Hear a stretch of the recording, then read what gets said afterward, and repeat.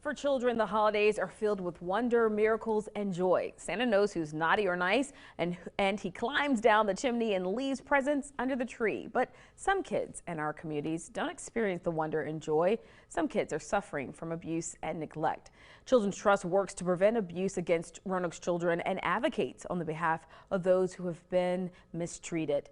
Brenna Sullivan, Director of Development for Children's Trust, is here today to tell us how they are working on behalf of the abused, neglected, and traumatized. Good morning. Hi, good morning, Kianna. It's so nice to be here. It's great to have you. Let's begin with, if you don't mind, tell us a little bit more about Children's Trust for those who are not familiar with your agency.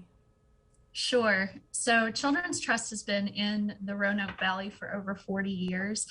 And what is particularly special about Children's Trust is that we actually house 4 distinct programs that work in both the prevention, intervention, advocacy, and education of child abuse, prevention and awareness. We have a program that covers, we have all of our programs cover over 22 jurisdictions throughout the region. And so when you support Children's Trust, you're actually supporting a variety of programs that are working in different ways to help protect and advocate for abused children. Do you mind sharing with us some of the accomplishments you guys have recently achieved? Sure. So this year, we really wanted to focus our messaging on the prevalence of child abuse in our communities.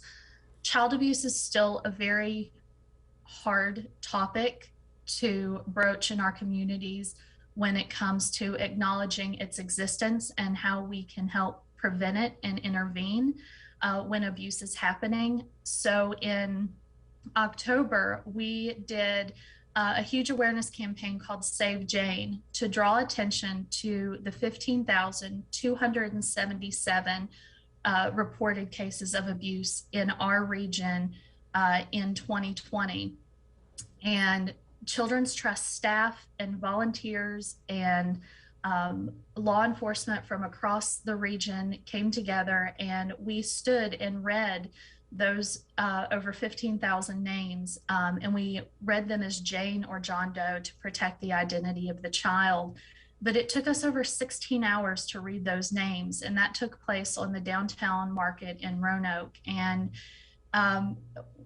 we tout that as an accomplishment because we really felt that it was successful in making our community more aware of the enormity and the prevalence of child abuse, and why programs like our children's advocacy centers and healthy families and our CASA program and our educational programs are so important to have in our communities because child abuse is happening.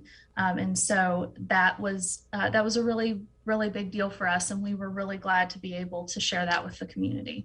Such an impactful and meaningful way to get such a needed message across. Yes. Well, how can members of our community help support your agency? So as a nonprofit in Roanoke, we are relying on donor support as part of our funding source. And donor support is so important because it really helps bolster those programs and make sure that we can continue to serve even more children as we continue to expand our mission and our service areas. And the best way that that we could think to allow as many people as possible accessibility to support Children's Trust is to start a recurring giving society. And so we are very proud to introduce Heroes to Children. It is a recurring giving society, and anyone that would like to set up a recurring gift to Children's Trust in any amount, set at any frequency, whether it's monthly, biweekly, yearly, we welcome those sustainable gifts because they really allow us to be able to further our mission and continue advocating on behalf of abused children. Well, by all means, we encourage you to visit their website. That's roact.org to find out how you can do just that and support their mission and do all that you can to support all that they're doing for young people here in our community. Thank you so much for giving us the details today. Yeah, no problem. Thank you so much.